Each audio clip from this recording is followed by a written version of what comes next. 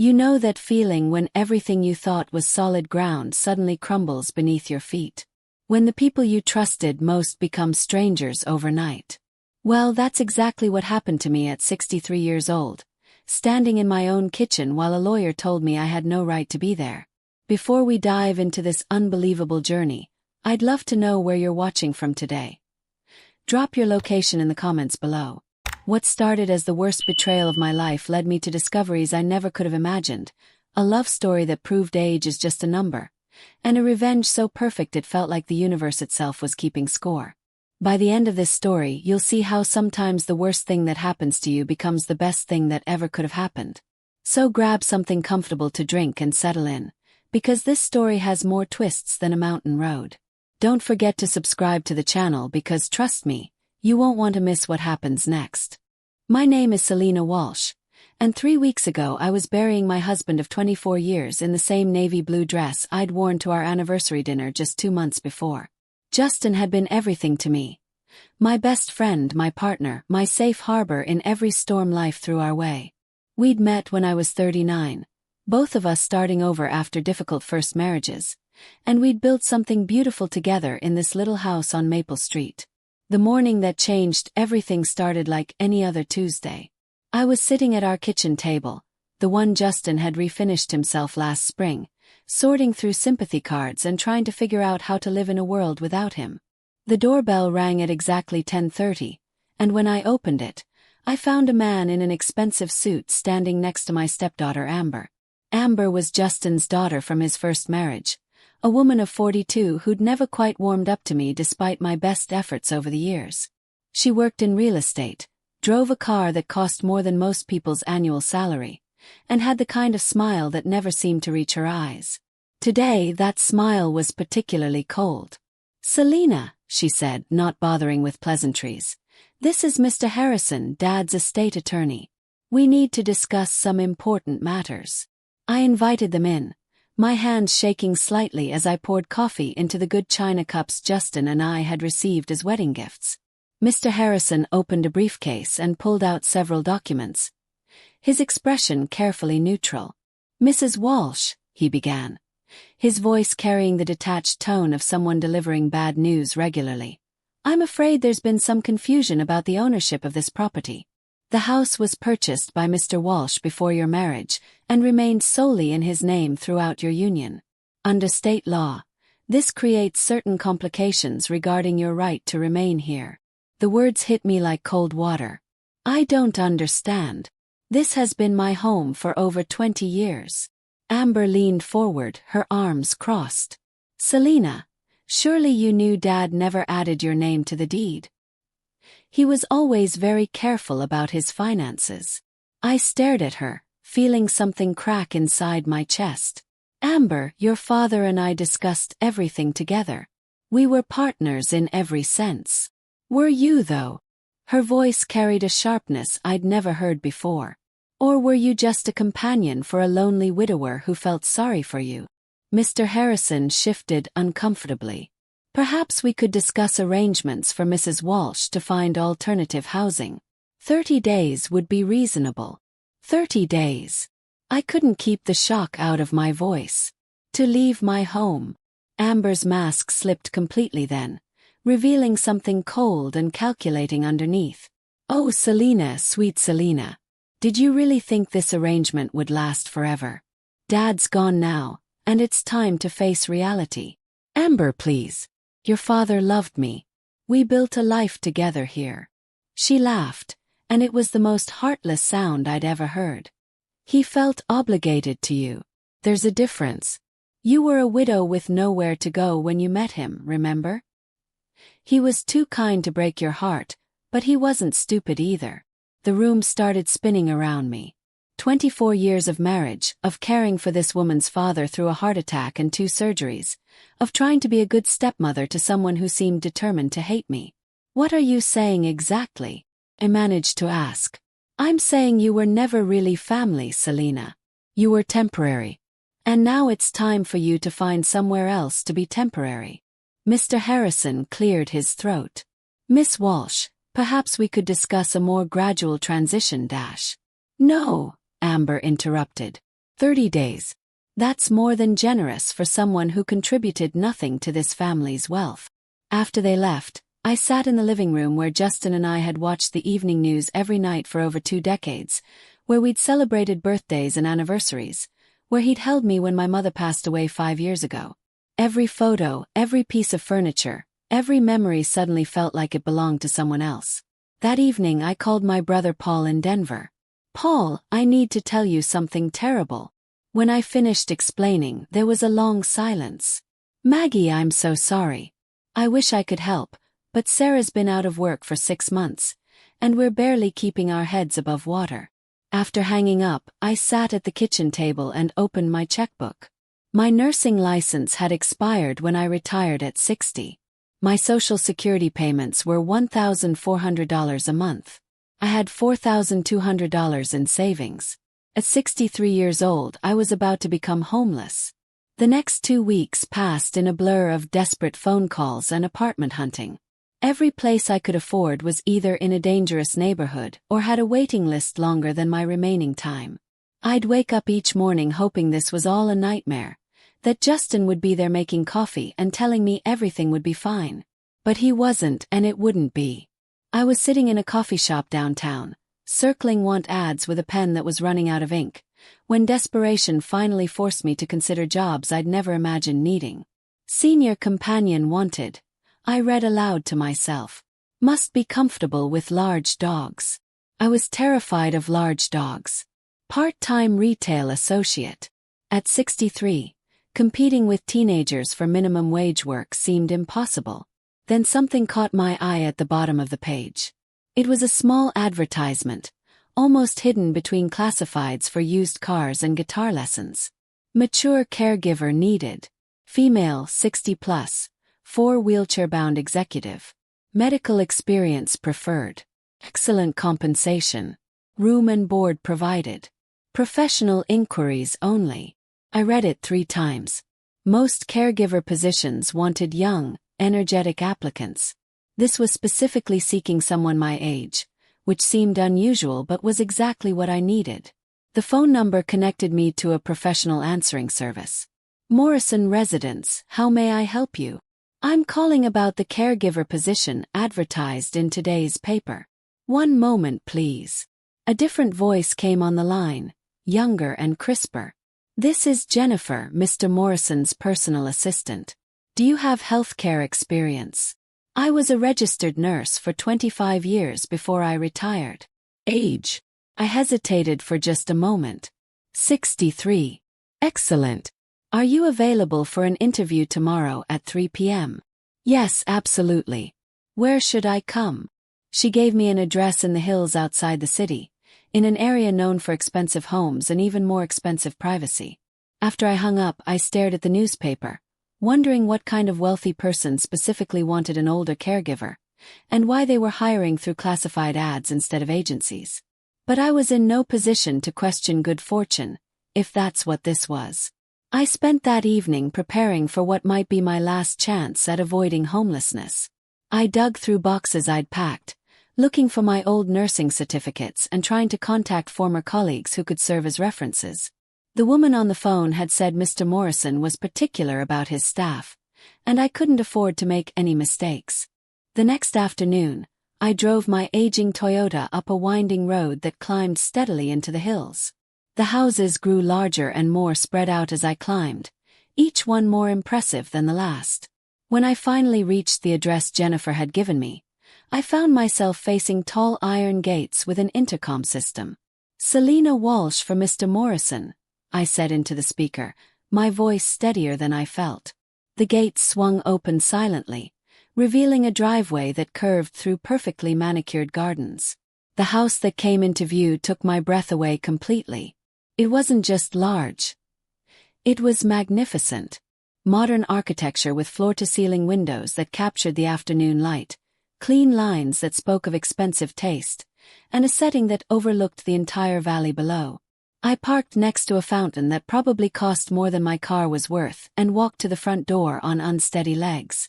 Before I could ring the bell, the door opened to reveal a woman about my daughter's age, dressed in clothing that screamed professional competence. "Mrs. Walsh, I'm Jennifer. Please come in." The interior was even more impressive than the exterior. The entrance hall soared 2 stories high, with a staircase that curved like something from a movie and artwork that looked like it belonged in a museum. Everything was immaculate, almost intimidatingly perfect. "Mr. Morrison is waiting in his study," Jennifer said, her heels clicking on marble floors. "A few things before you meet him. He values discretion above everything else. He's had some difficult experiences with previous caregivers who saw opportunity rather than responsibility."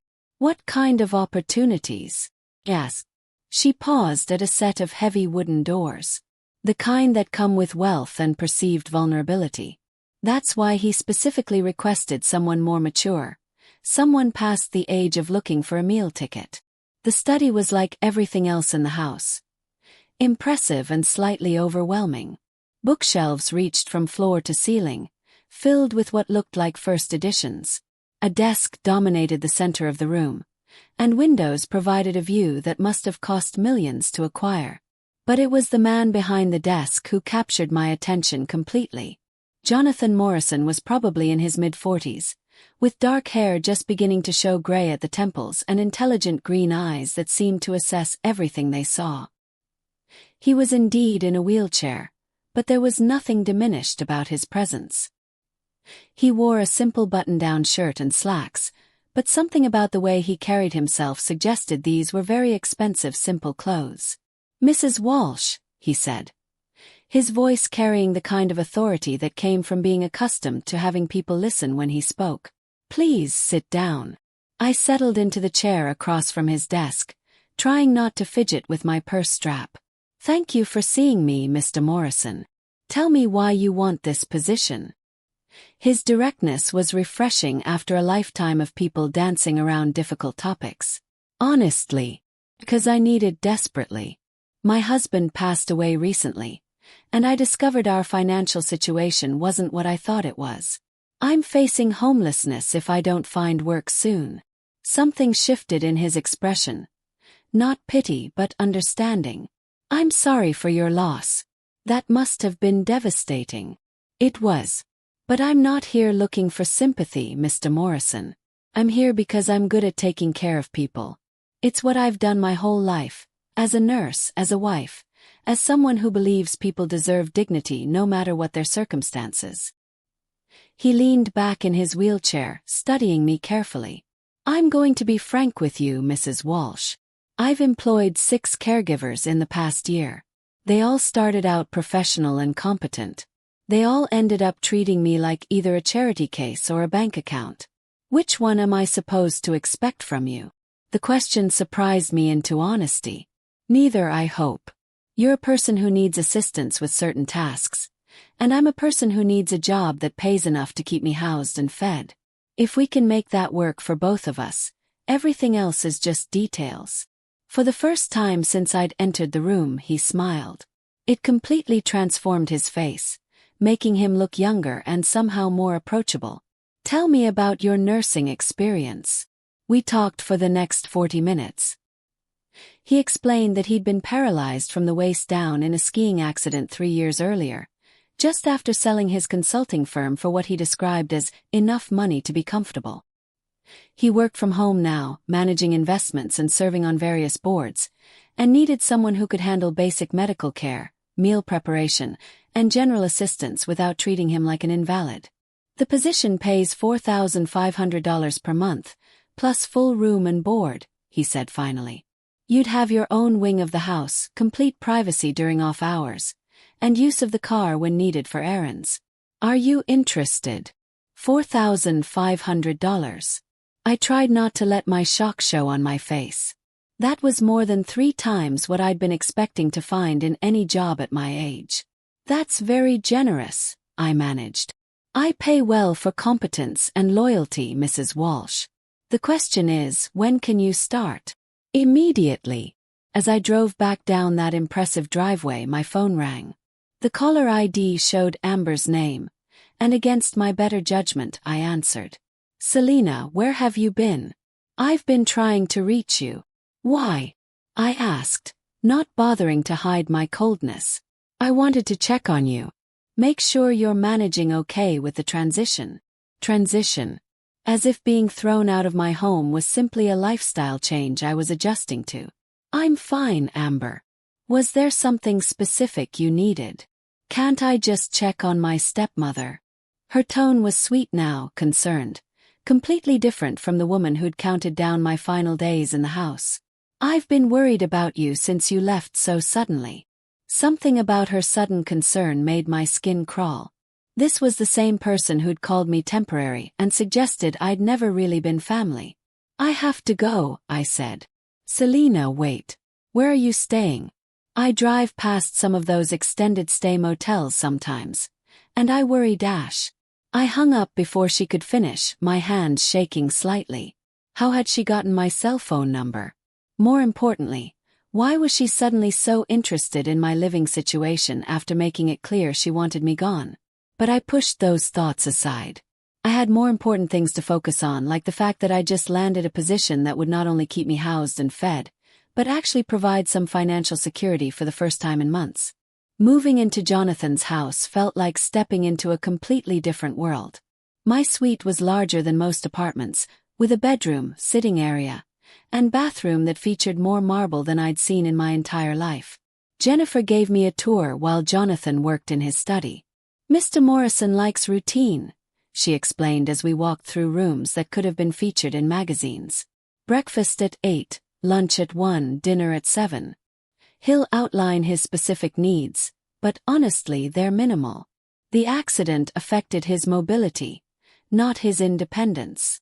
We passed a swimming pool that belonged at a resort and a gym equipped with machines I couldn't begin to identify. How long have you worked for him? Yes. For years. Since just after his accident. Something in her tone suggested there was more to that story, but she didn't elaborate. That evening, I knocked on Jonathan's study door to discuss his daily routine and any medical needs. I found him surrounded by computer monitors displaying charts and numbers that meant nothing to me. How are you settling in, Selena? He asked, turning his chair to face me. Very well, thank you. I was hoping we could go over your daily schedule, medications, that sort of thing. No medications, he said. I do physical therapy 3 times a week. A therapist comes here. Otherwise, I just need someone available for emergencies and help with things that require standing or reaching high places. I smiled at that. I'm 5 feet 3 inches. I may not be your solution for high shelves. Good point. He gestured to a chair. Sit for a minute if you don't mind. I sat, noting how much more relaxed he seemed than during our interview. Can I ask you something personal? He said. Of course. Why specifically an older caregiver? Most people want young, energetic help. His expression darkened slightly. Because young people see a wealthy man in a wheelchair and make assumptions. Either they want to save me from my tragic circumstances, or they see an opportunity to improve their own circumstances. Older people are usually past the point where they need someone else to define their worth. I was considering this when Jennifer appeared in the doorway. Mr. Morrison, those files you requested about the previous caregivers. Something about the way she said previous caregivers made me pay attention. Thank you, Jennifer. Just leave them on the desk. After Jennifer left, I couldn't contain my curiosity. 6 caregivers in 1 year does seem like quite a lot. Jonathan's jaw tightened. It has been challenging. What happened, if you don't mind me asking? The first 2 decided I needed their emotional support more than their professional services. The third was more interested in my wine collection than my well-being. The fourth seemed to think she could romance her way into my will. He paused. The fifth, Patricia, was different. Professional, competent, genuinely caring. We developed what I thought was a real friendship. What happened to her? She disappeared one morning. Left a note saying she couldn't continue, but I suspected there was more to it. I later discovered she'd been asking unusual questions about my finances, my daily routines, my personal relationships. That's strange. Did you find out why? We discovered she was providing information to someone who was planning some kind of scheme. Someone very interested in my isolation, my vulnerability, my relationship status. A chill ran down my spine. Do you know who? We never found out. But whoever it was had done research on wealthy disabled men. Patricia was just their inside source. I thought about Amber's sudden phone calls, her questions about where I was staying, her unexpected concern for my welfare. Jonathan, I said slowly, I think my stepdaughter might be more dangerous than either of us realized. That's when my phone rang again. Unknown number. Answer it, Jonathan said quietly. But put it on speaker. Hello. Selena, thank goodness I reached you. Amber's voice filled the room. I've been so worried. Where are you staying? I need to see you. Amber, I told you I'm fine. I don't need you to worry about me. But I do worry, Selena. You're all the family I have left. Her voice carried a tone I'd never heard before. Desperate, almost pleading. I made a terrible mistake. I was grieving and said things I didn't mean. I want to make it right. Jonathan was watching me intently, and I could see him taking notes on a pad of paper. Make what right, Amber? Everything. The house, the way I treated you, all of it. I've been thinking about what Dad would have wanted, and I know he'd be ashamed of how I acted. The sudden change in her attitude was so dramatic it felt like talking to a completely different person. Amber, what do you want? I want to meet with you. There are things about Dad's estate that I should have mentioned earlier. Important things. My blood went cold. What kind of things? Not over the phone. Can we meet tomorrow? That little restaurant on Oak Street where you and Dad used to go for lunch. Against every instinct I had, I found myself agreeing. After I hung up, Jonathan and I sat in silence for a moment. That was interesting, he said finally. She's never called me family before. Never. The entire time I was married to her father, she made it clear I was an outsider. People change when they want something badly enough. Jonathan moved his wheelchair closer to where I was sitting. Selena, I want you to be very careful tomorrow. Something about this doesn't feel right. You think she's planning something. I think desperate people do desperate things. And your stepdaughter sounds very desperate. The next morning, I found myself standing in front of my closet, trying to decide what to wear to meet someone who'd thrown me out of my home but now claimed to want to make amends. I settled on simple slacks and a blouse. Nothing that suggested I was doing either well or poorly. Jonathan was in his study when I stopped to say goodbye. Are you sure you don't want me to come with you? He asked. To a family meeting. That might seem strange. Selena, promise me you'll call if anything feels wrong. Anything at all. I drove to the restaurant with my stomach in knots. Justin and I had eaten lunch there every Friday for years, and walking in without him felt like reopening a wound that had just started to heal. Amber was already waiting at our usual table, wearing a designer dress that probably cost more than most people's monthly rent. When she saw me, her face lit up with a smile that seemed genuine but somehow didn't reach her eyes. Selena, you look wonderful. I was worried you might be struggling. I sat down across from her, noting how nervous she seemed. She kept checking her phone and glancing around the restaurant. You said there were things about your father's estate you needed to tell me. Yes, right. The thing is, I found some paperwork when I was going through Dad's files. There was a life insurance policy I didn't know about. My heart started beating faster. What kind of life insurance policy? A substantial one. $250,000. She looked down at her hands. With you as the beneficiary. The room seemed to tilt around me. I was the beneficiary of a $250,000 life insurance policy, and you're just telling me now? I was going to tell you sooner, but then everything happened so quickly with the house situation, and I thought maybe it would be better to wait until you were more settled. More settled? I could hear my voice rising. Amber, I've been living day to day, wondering how I was going to survive, and you've been sitting on information about $250,000 that belongs to me? Selena, please keep your voice down. She glanced around nervously. The thing is, there are complications. What kind of complications? The insurance company is asking questions. About our relationship, about whether you might have influenced Dad's decisions toward the end. They're concerned about elder abuse. The words hit me like a physical blow. Elder abuse. Amber, what are you talking about? I'm trying to protect you, Selena. But they want to investigate whether you manipulated Dad into making you the beneficiary. They think there might have been coercion involved. I stared at this woman who'd known me for over 20 years, who'd watched me care for her father through illness and recovery, who'd seen me cry at his bedside when he had his heart attack. You told them I abused your father. I didn't tell them anything. But they have questions, and unless we can show them that you're financially stable now, that you don't desperately need Dad's money, they might freeze the payout indefinitely. And there it was. The real reason for this meeting. What exactly are you suggesting, Amber? Well, you have a job now, right? You said you were working. So maybe you don't need the full amount right away. Maybe we could work out some kind of arrangement. What kind of arrangement? A split. Since Dad did leave me the house and all the expenses that come with it, maybe we could divide the insurance money. You'd still get a substantial amount, and I could help cover the property taxes and maintenance on the family home.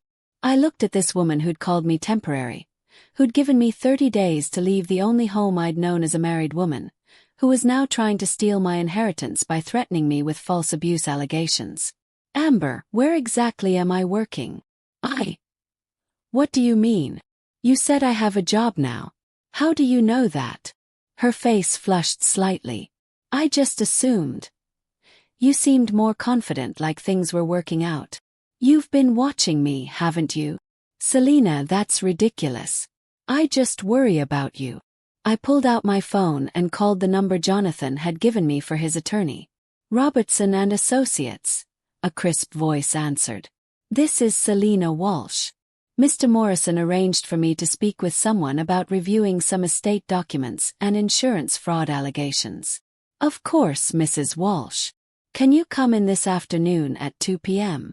I'll be there. I hung up and looked at Amber, who had gone pale. Selena, what are you doing? You don't need a lawyer. This is family business. No, Amber. This is criminal business. And from now on, that's exactly how I'm going to treat it. I left her sitting there and drove back to Jonathan's house, my hands shaking with anger and something else I couldn't quite identify. When I walked into his study, he took one look at my face and immediately closed his laptop. That bad? Worse. She's been hiding a $250,000 life insurance policy from me. And now she wants to split it because she's claiming the insurance company thinks I abused my husband. Jonathan's expression went dark. She's trying to blackmail you. It gets worse. She somehow knows I have a job, but I never told her where I was working or even that I was working. She's been watching you. That's what I think too. I sat down heavily. Jonathan, what if this isn't just about money? What if she's been planning this for a long time? What do you mean? What if she's been setting me up from the beginning? Making me look like a gold digger who manipulated her father? Jonathan was quiet for a moment, and I could see him thinking. Selena, I need to tell you something. I had my security team do some basic research on your stepdaughter after you mentioned her yesterday. My stomach dropped. What kind of research? Public records, court filings, credit reports, that sort of thing. What they found was concerning enough that I've ordered a more thorough investigation. What did they find? She's in serious financial trouble. Worse than just being broke, she's desperate. Credit cards maxed out, behind on her car payments, facing potential foreclosure on a condo she bought 2 years ago. And Selena, there's something else. I wasn't sure I wanted to hear more, but I nodded for him to continue. She's been involved in legal disputes with elderly family members before. In 2 other states. Property disputes, contested wills, allegations of manipulation. The room started spinning around me. She's done this before. It appears so. And Selena, there's something strange about the timing of your husband's death and her sudden financial problems. What do you mean? She bought that expensive condo right around the time your husband got sick. She took out loans based on expected inheritance. If she doesn't get a substantial amount of money soon, she's going to lose everything. I thought about how Amber had been so involved in Justin's care during his final illness, how she'd insisted on handling all the paperwork, how she'd been the one to make most of the funeral arrangements while I was too grief-stricken to think clearly. Jonathan, what if she didn't just wait for him to die? What if she... We don't know anything for certain, he said carefully. But the timeline is suspicious enough that my investigators are looking into it more thoroughly. How thoroughly? They're examining medical records, pharmacy records, anyone who had access to your husband during his final illness. Felt sick. You think she might have killed him? I think she's capable of more than either of us initially realized. And Selena, I think you stumbled into something much bigger than family greed. That evening, as I tried to process everything I'd learned, my phone rang. Amber again. Selena, I'm worried about how we left things today. Can we talk? I think we've said everything we need to say. Please. I know you're angry, but I'm trying to protect both of us here. The insurance company isn't going to just hand over that money without asking questions. Then let them ask questions. I have nothing to hide. But Selena, think about how this looks. A young wife, an older husband, a substantial life insurance policy. These companies look for patterns. Young wife. Amber, I was 39 when I married your father, and he was 43. Hardly a suspicious age gap. But you were financially dependent on him. You gave up your nursing career to take care of him. That wasn't true either. I'd retired because the hospital where I worked had downsized, and Justin and I had decided I didn't need to find another position since his business was doing well. Amber, stop lying to me. I'm not lying. I'm trying to help you understand how this might look to investigators. No, you're trying to scare me into giving up money that legally belongs to me. Selena, where are you living now? You never told me. And there it was again. Her obsession with knowing where I was, what my situation was, who might be helping me. That's none of your business. Of course it's my business. Your family. I hung up and immediately went to find Jonathan. He was in the living room reading by the fireplace, but looked up when I entered. She called again, I said. She's still trying to find out where I'm living. What did you tell her? Nothing. But Jonathan, I'm scared. What if she's planning to do something to me too? He set down his book and looked at me seriously. That's not going to happen. Selena, I want to show you something. He led me to his study and showed me a thick folder on his desk. My investigators work fast when I ask them to. This is what they've found so far about Amber Stevens. As I read through the documents, my hands started shaking. The evidence painted a picture of a woman who'd been systematically targeting elderly family members for years, using emotional manipulation and legal intimidation to get access to their money. There are 3 other cases in 2 different states, Jonathan said quietly, all involving older family members who died under questionable circumstances, all followed by inheritance disputes that Amber ultimately won. Oh my God! Selena, I think your husband might not have been her first victim. And I'm very much afraid you were supposed to be her last. The next morning brought news that changed everything. Jonathan found me in the kitchen, staring at a cup of coffee that had gone cold while I tried to process what I'd learned about Amber. He wheeled over to the table, his expression more serious than I'd ever seen it. Selena, my investigators worked through the night. What they found is worse than we thought. I wasn't sure I could handle any more revelations, but I nodded for him to continue. Amber hired a private investigator to follow you and your husband for 6 months before his death. She was documenting your daily routines, your relationship patterns, probably looking for ways to challenge your marriage legally if needed. The implications hit me like ice water. She was planning this before Justin even got sick? It appears so. And Selena, there's something else. The medical examiner's report on your husband's death shows some irregularities that weren't investigated at the time because his death was attributed to natural causes. What kind of irregularities? Levels of certain medications in his system that were higher than what was prescribed. Not enough to be obviously suspicious, but enough to accelerate heart failure in someone with his condition. I felt the room spinning around me. You're saying she poisoned him. I'm saying there's enough evidence to warrant a police investigation. Which is why Detective Martinez from the County Sheriff's Department is coming here this afternoon. As if summoned by our conversation, my phone rang. Amber's name appeared on the screen, and Jonathan nodded for me to answer. Selena, thank God. I've been trying to reach you all morning. What do you want, Amber?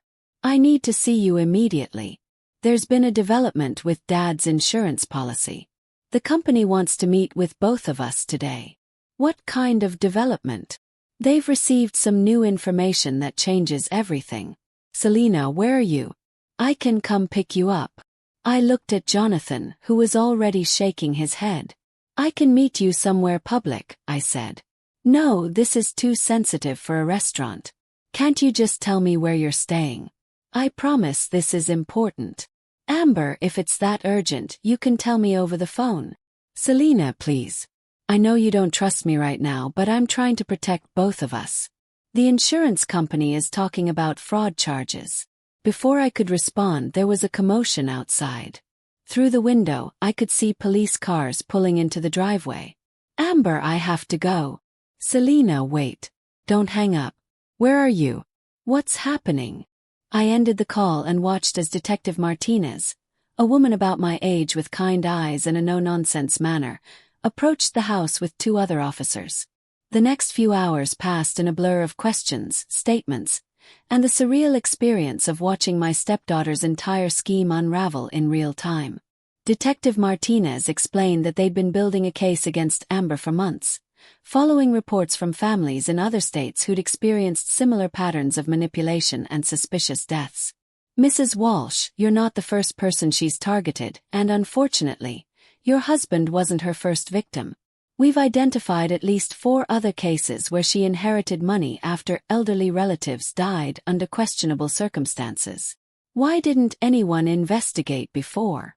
These cases were spread across multiple jurisdictions, and she was very careful to make everything look natural. It wasn't until someone started connecting the dots that we realized we were dealing with a serial killer. Serial killer. The words hung in the air like a physical presence. Mrs. Walsh, Detective Martinez continued, we believe you were intended to be her final victim. The plan was probably to eliminate you after a suitable period, making it look like you died of grief or natural causes, and then inherit everything as your husband's only surviving family member. But I got the job with Jonathan, so I wasn't isolated and vulnerable anymore. Exactly. Which is why she's been so desperate to find out where you're living and who's helping you. She needs to know what she's up against. That evening, after giving my statement and signing what felt like dozens of documents, I sat with Jonathan in his study, both of us trying to process the magnitude of what we'd discovered. I keep thinking about all the times she visited during Justin's illness, I said. How helpful she seemed, how she insisted on managing his medications, how she always brought him special treats from the pharmacy. She was positioning herself as the devoted daughter while slowly killing him. And I never suspected anything. I was grateful for her help. Jonathan reached across and took my hand. You couldn't have known. She's been perfecting this method for years. What happens now? Now the police build their case, and you try to rebuild your life. My phone buzzed with a text message. Amber again. Selena, please call me. Something terrible is happening. I need your help. I showed the message to Jonathan, who shook his head. She doesn't know about the police investigation yet. She's still trying to manipulate you. Should I respond? Let Detective Martinez handle it. Amber's about to discover that her victims aren't as helpless as she thought. The next morning brought the news I'd been both expecting and dreading. Amber had been arrested at her condo, caught trying to destroy documents that connected her to her previous victims. The local news ran the story as their lead item. Local woman arrested in series of inheritance murders. I watched the coverage with a mixture of relief and horror. Relief that she'd been stopped before she could hurt anyone else. Horror at how close I'd come to becoming another statistic. How are you feeling? Jonathan asked, joining me in the living room. Like I've been living in someone else's nightmare for the past month. And now, I thought about it carefully. Free. For the first time since Justin died, I feel free. The insurance company called that afternoon to inform me that my claim would be processed immediately.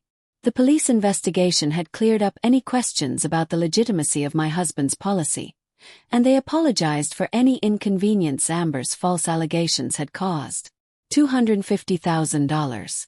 More money than I'd ever imagined having at this stage of my life. What will you do with it? Jonathan asked over dinner. I don't know. A month ago, I thought I'd be lucky to afford a studio apartment. Now I have enough to buy a nice house, invest for retirement, maybe even travel. And I looked at this man who'd protected me, supported me, believed in me when I was at my lowest point. And I keep thinking that none of it would have happened if I hadn't answered that classified ad.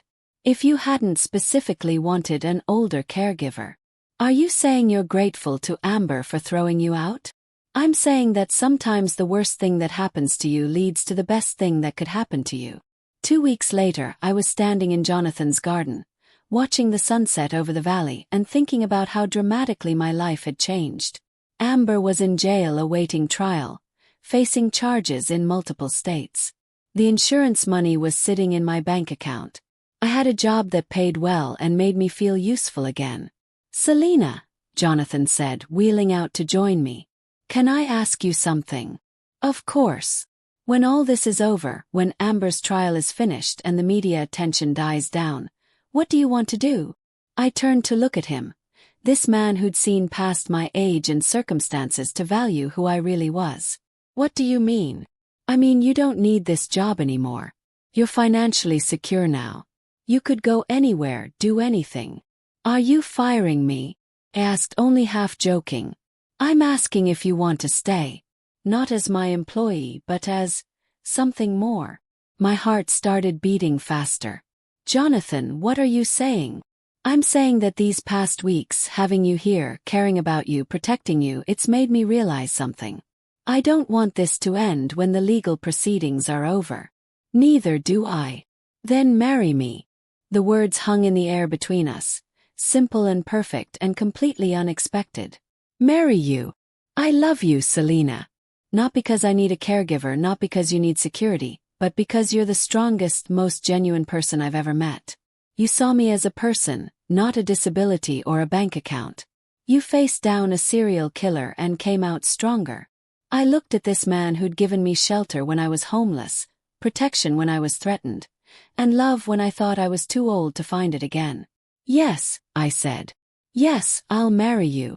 6 months later, I stood in the same garden where Jonathan had proposed, wearing a simple blue dress and watching our small group of friends and family gather for our wedding ceremony.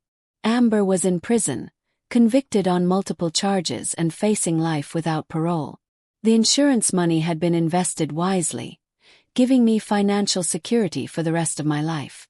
But more importantly, I had found something I thought I'd lost forever. A future worth looking forward to. Any regrets? Jonathan asked, taking my hand as we prepared to exchange vows. I thought about Justin, about the life we'd built together and how much I'd loved him. I thought about Amber and her elaborate scheme to destroy me. I thought about that terrifying month when I'd been homeless and desperate and certain my life was over. Just one, I said. What's that? I regret not blocking Amber's number sooner. Jonathan laughed, and I realized that for the first time in longer than I could remember, I was exactly where I belonged. Amber had spent years planning to destroy my life and steal everything I had. Instead, she'd led me to a life better than anything I could have imagined for myself. Sometimes the universe has a sense of humor. Sometimes the people who try to destroy you end up giving you exactly what you needed. And sometimes, at 63 years old, you can discover that your real life is just beginning. The best revenge, I learned, really is living well. And I intended to live very well indeed. Thank you for following Selena's incredible journey from betrayal to triumph. What did you think of Amber's elaborate scheme? Did you suspect from the beginning that she was capable of murder? Or were you as shocked as Selena to discover the truth? And what about finding love at 63? Do you believe it's never too late for a fresh start? Share your thoughts in the comments below. Don't forget to subscribe for more amazing stories of people who refuse to give up when life knocked them down. Your support means everything to us.